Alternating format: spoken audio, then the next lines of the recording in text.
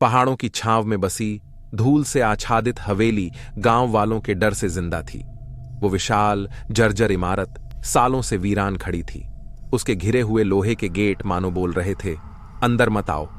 लेकिन मैं, शांतनु, एक खोजी पत्रकार, रोमांच की खुशबू से मंत्रमुग्ध होकर वहीं था।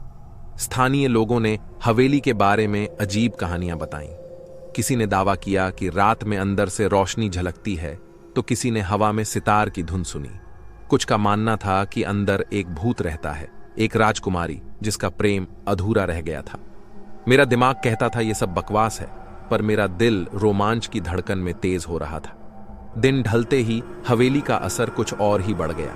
घने बादलों ने सूरज छिपा लिया। हवा में एक अजीब सी खामोशी छा गई, मानो प्रकृति भी इस रहस्य को छुपाना चाहती है। लोहे के गेट को पार करते हुए महसूस हुआ जैसे किसी अदृश्य हवा ने मेरा स्वागत किया हो। अंदर घुप्प अंधेरा था। सिर्फ मकड़ियों के जाल चांद की बमुश्किल रोशनी को लपक झपक कर दर्शा रहे थे।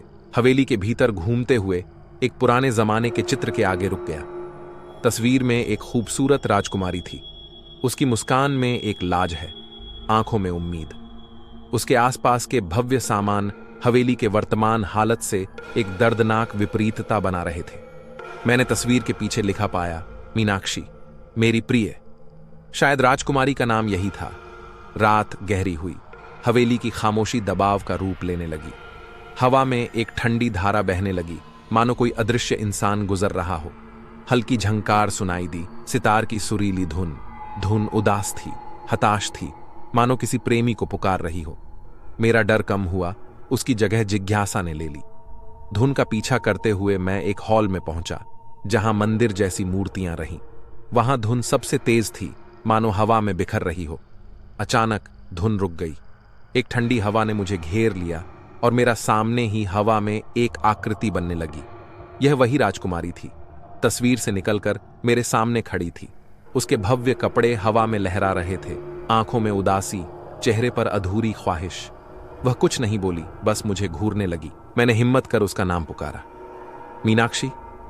उसकी पीली पड़ती त्वचा पर एक हलचल हुई, मानो वो हैरान हो। फिर उसकी आवाज गूंज उठी, हवा में लहराती हुई, आप कौन हैं? इस भुतहा घर में क्यों आए हैं? मैंने उसे सब बताया, क्यों आया, कहानियां क्या थीं। सुनते हुए उसकी मायूस आंखों में एक चमक सी आ गई। उसने मुझे वो कहानी सुनाई जिसने उसे भूत बना दिया। एक राजा की लाडली बेटी राजकुमारी मीनाक्षी को गांव के एक गरीब संगीतकार से प्यार हो गया, लेकिन उनके रिश्ते को समाज ने स्वीकार नहीं किया। जब उनका मिलना पकड़ा गया तो राजकुमारी को कैद कर लिया गया और संगीतकार को गांव से निकाल दिया गया। दर्द भरे स्वर में मीनाक्षी बोली, उस रात मैंने जहर पी लिया अपने प्यार को साबित करने के लिए, लेकिन वो वापस आ गया। मुझे बचाने की कोशिश की, पर देर हो चुकी थी। उसने गुस्से में हवेली के मालिक को मार डाला और जेल गया। उसके जाने के बाद से मैं इस हवेली में भटक रही हूं, उसे ढूंढ रही हूं। उसकी कहानी मेरे दिल को छू गई। वो अधूरा प्यार, वो बलिदान, सब कुछ जिंदा महसूस हो रहा था। मैंने पूछा, क्या तुम्हारा प्यार आज भी उसी तरह है? मीनाक्षी ने मेरे सामने हाथ बढ़ाया। ठंडी हवा उसके स्पर्श की वजह से मेरी त्वचा को सहला गई। प्यार जमाने या मौत से नहीं बदलता, उसने हल्की सी मुस्कान के साथ कहा, लेकिन अब मुझे शांति चाहिए। हवा में मीनाक्षी की आकृति बनने लगी। इस बार उसकी आंखों में दुख नहीं था, बल्कि प्यार और कृतज्ञता थी। वो संगीतकार की तरफ बढ़ी। उसकी हवा में लहराता हाथ उसके चेहरे को छू गया। वो हंसने लगी, एक हंसी इतनी खूबसूरत कि हवा में घुल गई। फिर धीरे धीरे उसका आकार हल्का होता गया, मानो सूर्योदय में मिटने वाला कोहरा। अंत में एक चमकदार रोशनी फैली और फिर एकदम शांति छा गई। हवा में अब कोई संगीत नहीं था, केवल सुकून था। हमने हवेली छोड़ दी, पीछे मुड़कर नहीं देखा। हमें पता था अब हवेली का साया खत्म हो चुका है। शांतनु एक कहानी लेकर लौटा था, रोमांच से कहीं ज्यादा, प्यार और त्याग की जिंदा कहानी। मीनाक्षी और उसके संगीतकार का अधूरा प्यार आखिरकार पूरा हो गया, एक हवेली को श्राप से मुक्त करके और एक पत्रकार को जिंदगी का सबसे बड़ा सबक देकर। हालांकि मीनाक्षी को मोक्ष मिल गया था, पर कहानी यहीं खत्म नहीं हुई। हवेली अब खाली नहीं थी, कुछ अलग हवा बहने लगी थी। गांव वालों के डर में कमी आई। कुछ लोग तो हवेली देखने भी आने लगे।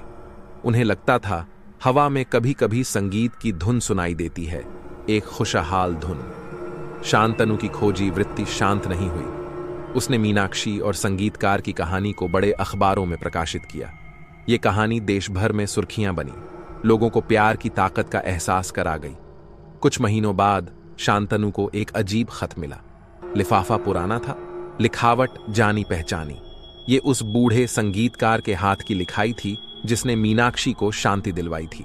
पत्र में वो बता रहा था कि वो भी मीनाक्षी के पास जा रहा है, उसकी संगीत की धुनों में शाश्वत शांति खोजने के लिए। उसने हवेली के गुप्त तहखाने का भी रहस्य खोला, जहां उसने अपने आखिरी दिनों में मीनाक्षी के लिए प्यार भरे गीत लिखे थे। पत्र पढ़कर शांतनु एक बार फिर हवेली की तरफ खींचा चला गया।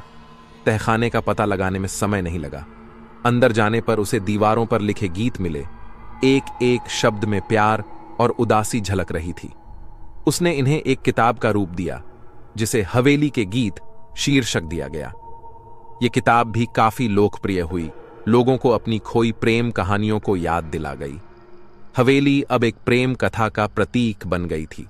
गांव वाले इसे भूतिहा नहीं मानते थे, बल्कि प्यार के अधूरे अध्याय को पूरा करने वाली जगह के रूप में देखते थे।